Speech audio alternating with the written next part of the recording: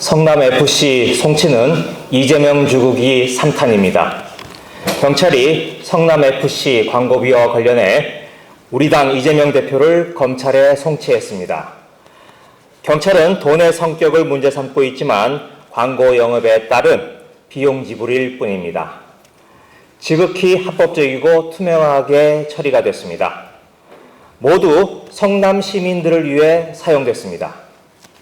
경찰이 공상 같은 혐의를 입증하려면 광고비가 이 대표에게 흘러 들어갔다는 증거를 내보여야 합니다. 하지만 아무것도 나온 게 없습니다. 윤석열 대통령의 표현을 빌리자면 10원 한 장이라도 나온 게 있습니까? 이 사건은 경찰이 1년 전 혐의가 없다고 불송치 결정을 내린 바 있습니다. 이미 끝난 사건이었습니다. 그런데 7개월 뒤 대선이 임박해 검찰이 죽은 사건을 다시 살려내 경찰에 다시 수사하라고 요구했습니다. 그 사이에 변한 것은 아무것도 없습니다. 심지어 이 대표를 소환 조사한 적도 없습니다. 그런데도 결론이 180도 뒤집혔습니다. 우격다짐도 이런 우격다짐이 없습니다. 검찰은 추석 연휴를 겨냥해 이재명 죽이기 1편과 2편을 잇따라 내놓았습니다. 대장동과 백현동이 각각의 소재였습니다. 그러나 흥행에 실패하고 말았습니다. 국민 여론은 정치 탄압이라고 혀를 찼습니다.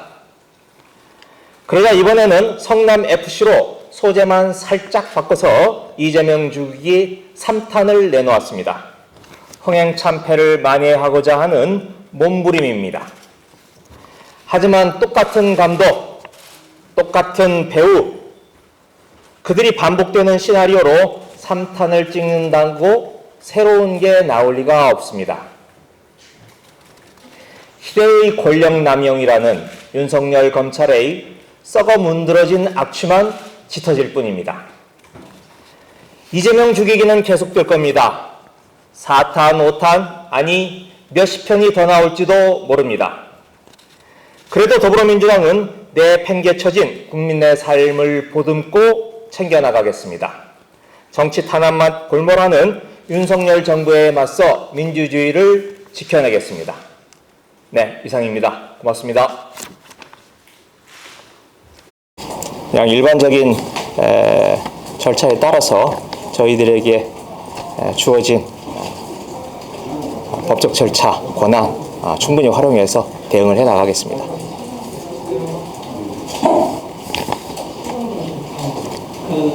만약에 앞으로 경찰이 이재명 대표에 대해서 수번 조사를 한다면 그때도 그 당의 총리를 모아가지고 이제 그걸 계획을 하실 건지. 소환 조사요? 네, 만약에 그런 것들을 요청한다고 하면 어떻게 그럴 방식이 있는지.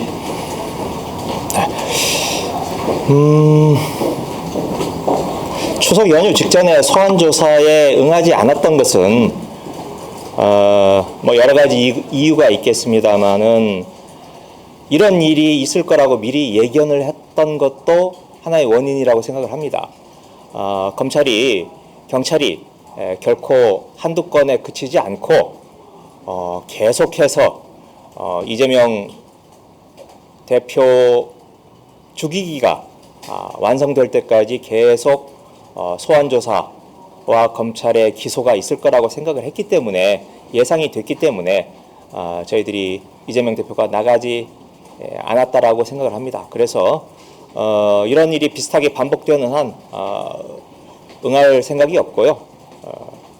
아까 말씀드렸듯이 법에 주어진 권한과 절차에 맞춰서 저희들이 당당하게 또 담담하게 대응해 나가겠습니다. 뇌물공여 혐의인데요. 그럼 부정부패 위반 사고도 관련돼 있을 텐데, 그럼 이번에 당원단체상 이게 그 직무정지 관련해서는 좀 앞으로 당무위원회에서 어떻게 하실 건지 표시를 하실 것인지 궁금합니다. 네, 그 권한이 사무총장에게 주어져 있죠. 네, 사무총장께서 판단을 하시겠죠. 네, 그런데 뭐 덧붙이자면 지금 성남FC와 관련해서 기업체가 광고비를 낸 건데 여기에 계시는 언론사에서도 이른바 광고비, 협찬비 이런 명목으로 여러 가지 지원 내지 후원을 받지 않습니까? 그렇게 따지면 제가 보기에는 모든 언론사가 여기에 적용이 된다고 생각을 합니다.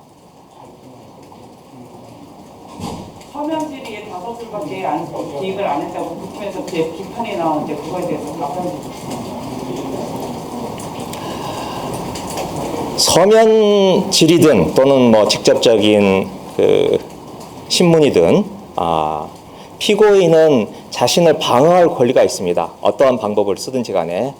그래서 심지어 묵비권조차도 형사소송법에 피고인의 권리로서 명백하게 인정이 되고 있는 겁니다. 그래서 뭐 한 줄을 썼든 5줄을 썼든 아니면 50줄을 썼든 그건 자신의 권리를 방어하고자 하는 피고인에게 주어진 헌법적 권리입니다. 그래서 그걸 문제 삼을 수 없고요. 오히려 제가 문제 삼고자 하는 것은 이 서면조사로 낸 것은 비밀이 지켜져야 되는 사항입니다.